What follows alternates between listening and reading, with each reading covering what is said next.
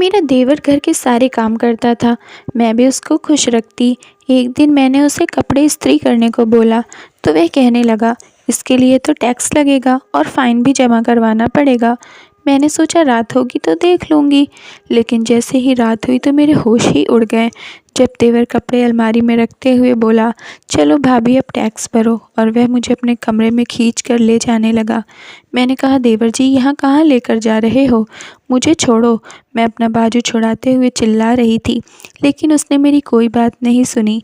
तुम्हारे भैया से तो डरो। मैंने अपने देवर को अपने पति का खौफ दिलाना चाहा, लेकिन उसके सर पर तो जुनून सवार था। उसने मेरी एक ना सुनी, मुझे बाजू से खींचता हुआ आगे बढ़ रहा था। मैं अपना पूरा जोर लगा रही थी, लेकिन खुद को छुड़ा नहीं पा रही थी। सोनू, मुझे छोड़ दो, तुम्हें भगवान की कसम है, मैं विनती कर रही थी, लेकिन उसे मुझ पर जरा भी रहम नहीं आया। वह मुझे खींचकर कमरे की तरफ ले जा रहा था। मेरा दिल धक धक कर रहा था, और फिर मेरे देवर ने मुझे कमरे में धकेल दिया, दरवाज़ा बंद कर लिया। मैं डरी निगाहों से देवर की तरफ देख रही थी, जो लाल आंखें मेरी तरफ बढ़ रही थी। मैं रोने लगी, मुझे जाने दो प्लीज़। उसने एक ज़ोरदार थप्पड़ मेरे मुंह पर मारा। मैं तो हक्का बक्का रह गई थी। मुझे अपने देवर से ऐसी उम्मीद नहीं थी। अभी कल की तो बात है, कैसे झुककर रहता था, कभी उसने आंखें उठाकर मुझे देखा तक नहीं था, और आज वह क्या करने जा रहा था मेरे साथ, यह सोचकर ही मेरी आत्मा डर गई। और मैं अपनी पिछली ज़िंदगी के बारे में सोचने लगी कि ऐसी कौन सी गलती हुई थी मुझसे जो देवर को यहाँ तक लाई। मेरी शादी ऐसे इंसान से हुई थी जिसका आगे पीछे कोई नहीं था, सिवाय एक छोटे से भाई के। ना माँ बाप, ना बहन और ना रिश्तेदार। मेरा रिश्ता आया तो मैं बहुत खुश थी। लड़का अच्छी जॉब करता था, मुझे सास नंद की टेंशन नहीं थी, इसीलिए मैंने हाँ कर दी। मैं अपनी शादी पर बहुत खुश थी। सब कुछ मेरे मुताबिक हुआ था। मेरा पति अच्छा इंसान था।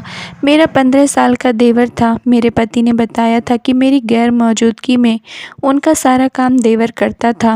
वह सुबह उठकर अपने लिए और अपने बड़े भाई के लिए नाश्ता बना देता, 2 दिन बाद पूरे घर की सफाई कर देता, शाम का खाना बाहर से ले लिया करता था।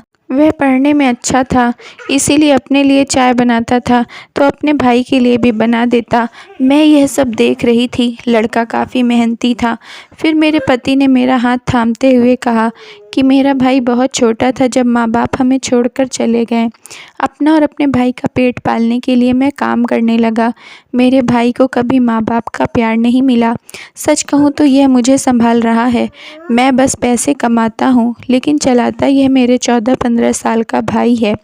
अब तुम आ गई हो ना, तो इसका ख्याल रखना, इसे अपने छोटे भाई या बेटा जैसी मोहब्बत देना। मैं यह सब बातें खामोशी से सुना और अपने पति से कहा, फ़िक्र ना करो, मैं सब संभाल लूँगी। मुझे थोड़ा गुस्सा आया था कि मेरा पति अपने भाई की तारीफ़ ही किए जा रहा था। खैर अगले दिन मेरी आंख देर से खुली। देखा तो मेरा पति जा चुका था। मैं बाहर आई तो देवर को किचन में चाय बनाते देखा। आजकल परीक्षाएं हो रही थीं और वह दिल लगाकर पढ़ता था। उसे देखकर मेरे दिमाग में ख्याल आया और मैंने फ़ौरन उस पर काम करना ज़रूरी नहीं समझा। मैंने उसे प्यार से पुकारा, जी भाभी। उसने फ़ौरन प्यार से जवाब दिया। उसकी नज़रें झुकी हुई थीं। उसके चेहरे पर मुझे डर भी दिखाई दिया। मैंने सुना है तुम नाश्ता बहुत अच्छा बनाते हो, मैं भी तुम्हारे हाथ का नाश्ता करना चाहती हूँ, मुझे कराओगे ना नाश्ता? मेरी बात सुनकर उसने हैरानी से कहा, आप बैठे, अब मैं बना देता हूँ। वह खुश हो गया था और फिर खुशी खुशी नाश्ता बनाने लगा। मेरा प्लान कामयाब हो चुका था। मैं अंगड़ाई लेते हुए अपने कमरे में वापस आ गई और अपने बेड पर लेट गई। मोबाइल चलाने लगी। 10 से 15 मिनट बाद ही छोटू गरम गरम नाश्ते के साथ हाजिर था। मेरी भूख एकदम ही बढ़ गई थी। खुशबू तो बहुत अच्छी आ रही है, मैंने तारीफ़ करते हुए कहा। भाभी बताइएगा ये पराठा कैसा बना है, और ऑमलेट भी। उसके चेहरे पर मासूम बच्चों जैसी मुस्कान थी। मैं दिल ही दिल में हंस रही थी और मेरा तो चल गया था, और मैंने खूब अच्छे से नाश्ता किया। उसके बाद मैं फिर से सो गई। जब उठी तो लंच टाइम था। गर्मियों का मौसम था। अब मेरा कुछ बनाने को दिल नहीं था। मैं सोचती हुई कमरे से निकली और छोटू के कमरे की तरफ बढ़ी। वह पढ़ रहा था। मैंने उसे कहा कि नाश्ता बहुत अच्छा बना था। अब ऐसा करना, लंच भी तुम ही बनाना। मटर पनीर बना लेना, तुम्हारे भाई भी बड़े शौक़ से खाते हैं, और मैं भी तुम्हारे हाथों का मटर पनीर चख लूँगी। उसके बाद तो सारा काम मुझे ही करना है। यह बात सुनकर उसके चेहरे पर परेशानी सी उतरी थी। भाभी, वह दरअसल मेरे पेपर चल रहे थे। खैर चलो, मैं कोशिश करता हूँ। मैं जानती थी वह मेरी बात नहीं टाल सकता था, और वैसे भी उसे पढ़ लिख कर कौन सा अफसर बन जाना था। उसे मटर पनीर का बोलकर मैं अपने दोस्तों के साथ शॉपिंग पर चली गई। 3 घंटे बाद लौटी तो सारा घर चमक रहा था। मैं समझ गई थी सफाई मेरे देवर की कमजोरी थी। वह घर को गंदा नहीं देख सकता था, और फिर तो मेरी चल निकली। कभी मेरे पतिदेव बिना नाश्ता किए चले जाते, लेकिन ज़्यादातर मेरा देवर ही उन्हें नाश्ता देता था। देवर की मैट्रिक के पेपर भी आ गए थे। जब फ्री होता तो घर का सारा काम भी कर देता था, क्योंकि मैं तो नाश्ते के बाद फ़ौरन सो जाती और उठकर अपने कमरे की सफाई करती थी। शाम का खाना भी देवर बनाता था, और पति देव के आने पर मैं रोटी बनाती थी और चाय भी, जिससे मेरे पति को लगता सारा काम मैं करती हूँ। 1 हफ्ते बाद कपड़े मेरा देवर धो देता था। वह खामोशी से सारे काम कर लेता। मेरा देवर अब कॉलेज जाने लगा था। उसका कद अब लंबा हो गया था, लेकिन मैं उसे काम करवाती थी। उसे कहने की ज़रूरत न पड़ती थी। अब वह देर से घर आता था। एक दिन वह मेरे पास आया और कहने लगा कि कल मेरी फ़ीस जमा करवानी है। मेरी आंखें चढ़ गई कि अभी इस पे भी देने पड़ेंगे। कॉलेज की फ़ीस कम से कम 1 लाख तो होगी ना, और मैं ऐसा बिल्कुल भी नहीं चाहती मेरा पति फिजूल में इतने पैसे अपने भाई को दे।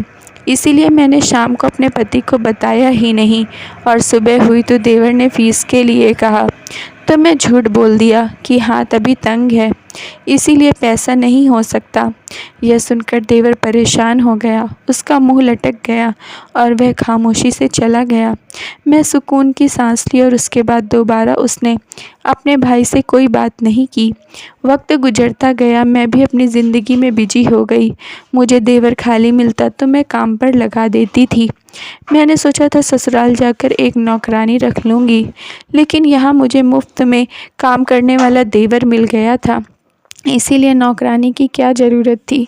जिस दिन मेरे पति घर पर होते, तबीयत खराब होने का बहाना बना देती थी, और पति देव उस दिन खाना बाहर से ले आते। मैं बिल्कुल वैसी ज़िंदगी जी रही थी जैसी मैं चाहती थी। एक दिन मेरे पति ने देवर से पूछ ही लिया कि तुम रात देर कहाँ रहते हो। उस पर देवर ने कहा कि मैं ट्यूशन पढ़ाता हूँ। पहले तो मैं डर गई, क्योंकि देवर के नाम पर मैं अक्सर अपने पति से पैसे ले लेती थी। वक्त गुजरता गया, देवर बड़ा हो चुका था।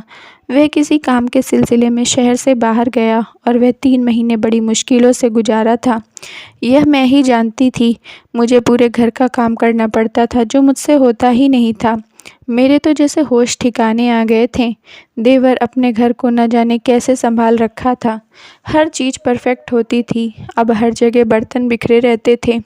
देवर लंबे समय के लिए घर से गायब हो गया। कभी कभार देवर से फ़ोन पर बात हो जाती तो कहता, भाभी, दोस्त के साथ दिल्ली में रहता हूँ, पढ़ाई जैसे ही ख़त्म हो जाएगी वापस आ जाऊँगा। 5 साल बीत गए। मेरा देवर 5 साल के बाद घर आने पर मैं खुश हुई थी। मैंने उसकी खूब आवभगत की, अच्छा खाना खिलाया और उसका हर तरह से ख्याल रखा। देवर भी बहुत खुश नज़र आ रहा था। मैंने देखा देवर अपने कपड़े इस्त्री कर रहा था। मैंने उसे कहा कि मेरी तबीयत ठीक नहीं है, तो अपने भाई के सभी कपड़े इस्त्री कर दो।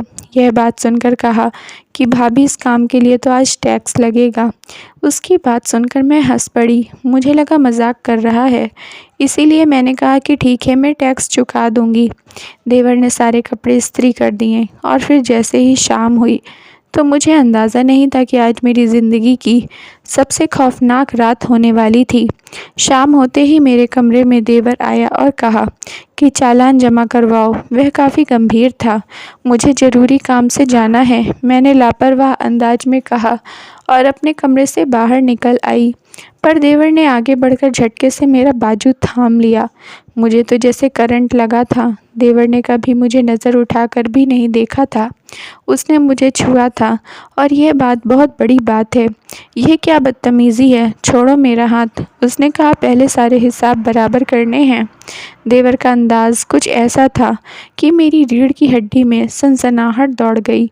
मैं डर गई थी, और अब उसे यह कह रही थी कि तुम्हारा भाई तुमसे नाराज़ हो जाएगा अगर उसने तुमको मुझसे बदतमीज़ी करते देख लिया। पर उसने मेरी एक ना सुनी। वह मुझे अपने कमरे में ले गया और एक ज़ोरदार थप्पड़ मुझे दे मारा और कहने लगा, यह थप्पड़ इसीलिए कि आपने भाई को हमेशा धोखा दिया। वह गुस्से से लाल पीला हो चुका था। मैं हैरान रह गई थी। फिर उसने एक फ़ाइल उठाई और मेरे सामने फेंकी। जब आप पहली बार इस घर में आई थीं तो मैंने आपको भाभी नहीं माँ समझा था। मैं प्यार का भूखा बच्चा था। मैं थक गया था अपने नाजुक हाथों से काम करते करते। पर आपने क्या किया? आपने मुझे नौकर बना दिया। देवर की आंखों में आंसू आ गए और मेरा सर झुक गया। मैं जानता था अगर मैं इनकार किया तो आप मुझसे नफ़रत करेंगी। मैं खामोशी से आपकी हर बात मानता रहा। आज मैं ज़मीन में घुस गई थी। आप चाहती तो नौकरानी रख सकती थी, पर नहीं, आपको मुफ्त में नौकर मिल रहा था। खैर, यह वक्त इन बातों का नहीं है। आपने अपनी मर्ज़ी से शादी की और आपके आशिक ने भी। फिर आप उसे अपनी पुरानी फ़ोटो दिखाकर पैसा मांग रही हैं। मैं अपने देवर से यह सारी बात सुनकर हैरान हो गई, क्योंकि उसको यह सब कैसे पता चला। उसने आगे कहा कि हम ऑफ़िस में साथ काम करते हैं। आप हर महीने पैसा लेती हैं। आज वह परेशान होकर पुलिस में जाने के लिए मुझे उसने सब कुछ बात कही। जब आपका फ़ोटो देखा तो मैंने उसे रोक दिया। आपकी वजह से मेरे भाई की बदनामी होगी। यह सुनते ही मैं रोने लगी। जाने क्यों मैं पत्थर दिल बन गई थी। मेरे अंदर लालच आ गया था। यह गलत लालच ने मुझे अंधा कर दिया था। मैंने अपने देवर से भी माफ़ी मांगी और सारे पैसे और फ़ोटो डिलीट कर दिया। देवर से माफ़ी मांगी। देवर का यह एहसान काफ़ी था कि उसने मेरी इज़्ज़त रखी। फिर उस दिन से मैं सुधर गई। पैसा तो आने जाने की चीज़ थी, असल चीज़ तो रिश्ते थे जो मैं अब खोना नहीं चाहती थी, जैसे अपने भाई जैसे देवर को। Thank you friends. स्टोरी पसंद आई हो तो प्लीज़ लाइक कर दीजिए और चैनल को सब्सक्राइब कर लीजिए।